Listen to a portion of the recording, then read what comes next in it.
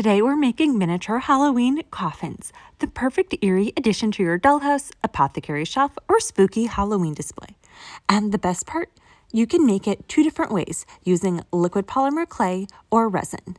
All right, let's dig into it. Here are all the supplies that you need to make the miniature coffins. First up, you need this silicone mold that has this variety of miniature coffins. I do have the exact link down below in the description, as well as other supplies that I use. I'm using liquid clay from the brand Sculpey, and I do have it in a few different colors so I can make a nice variety of mini coffins. I'm also going to make a set from resin, so I have my clear hard type resin as well as some different resin dyes so that we can make the coffins in different colors. I'm going to use silicone cups to mix my resin and gloves because things are going to get messy very quickly. The first method that I'm going to try is using the liquid polymer clay, and I'm going to use black because it looks the most like a coffin. So I'm just pouring it directly into the mold and then using a toothpick to spread it around. I'm making sure to get it into every corner of the mold because we do not want any of those haunted air bubbles. For the next coffin, I'm going to change up the color, so I'm going to use the red liquid polymer clay.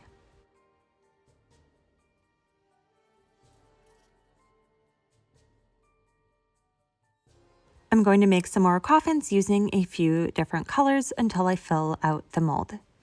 This silicone mold also has some candelabras. I'm not sure how they will turn out, but we'll give it a try. The arms of the candelabra are very thin, so I hope that the liquid clay won't be too soft after baking, and I hope they don't break off. And then once I was done, I placed it in the oven to bake so that they can harden. Okay, I am really excited to see how these turned out, and oh no, we have our first fatality. There's a giant air bubble in this first one right at the very top. Hopefully the rest of them are not like that. Okay, this one is really nice, not a single air bubble.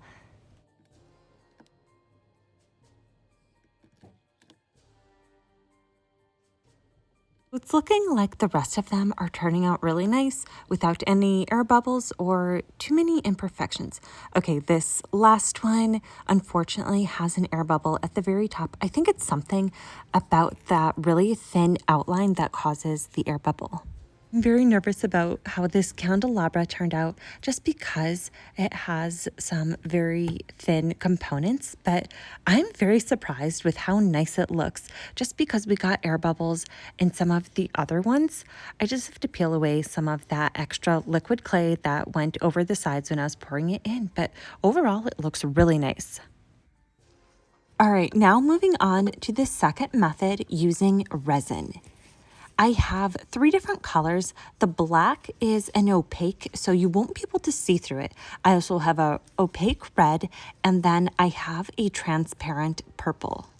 These are pigments, so I'll pour my clear resin into them and then mix them. It would be really cool if they made these silicone mixing cups in the shape of a witch's cauldron, so that way we are brewing up some colorful resin. Now I'm pouring the resin into each of the mixing cups. Resin is very toxic, so if you do this, make sure you're in a very well ventilated area or open up some windows. I'm spending some time mixing each of the colors very well so that the pigment and the resin can be very nicely blended.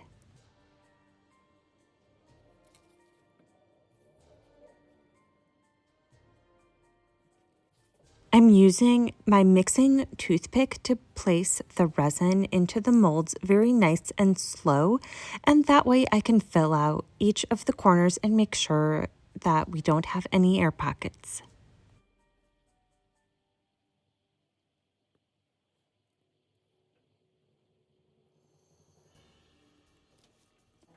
If I noticed that an air bubble or air pocket was forming in the resin, I would take a break from that coffin that I was working on and move on to a different one. And that way, while the resin is still thin, it would give a chance for the air bubble to come up to the surface, and then that way I could pop it.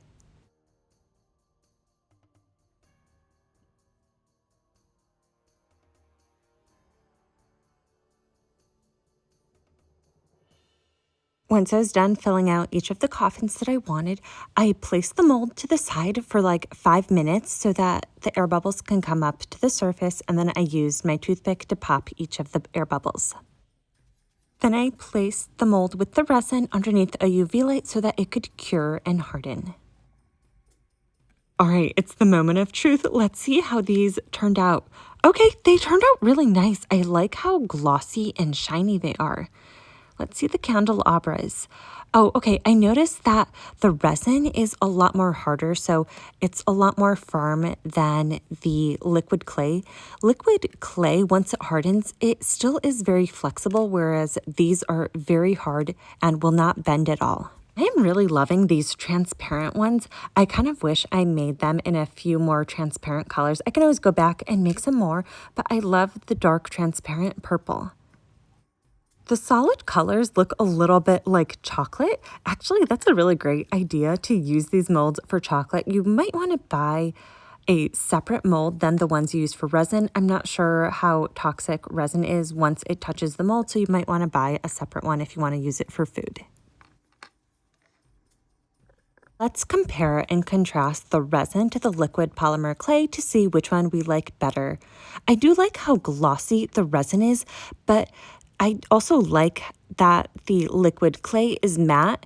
I think that the liquid clay ones do look a little bit more spookier, whereas the resin has a more cleaner look to it. I did get a lot more air bubbles with liquid polymer clay. I think that's because the consistency is a lot more thicker, whereas resin is a lot more thinner, so it fills out each and every nook and cranny. I decided to try to make a few more using the liquid polymer clay, but instead of just pouring it in directly into the mold, I'm going to use a toothpick to add it drop by drop into the mold, and I'm hoping I won't get any air bubbles that way. Here's my second shot at it. Okay, let's see how they turned out, and there's a little air bubble in the corner. I just don't know what it is about that corner. Maybe it's cursed, who knows, but I just need to do a better job next time in the corners to make sure that the air bubbles don't form. The second one that I did turned out perfect, not a single air bubble. I'm really happy that at least one of them turned out nice. So whether you go the liquid clay route or using resin, these miniature coffins are frightfully fun to make and guaranteed to add some Halloween magic to your dollhouse decor.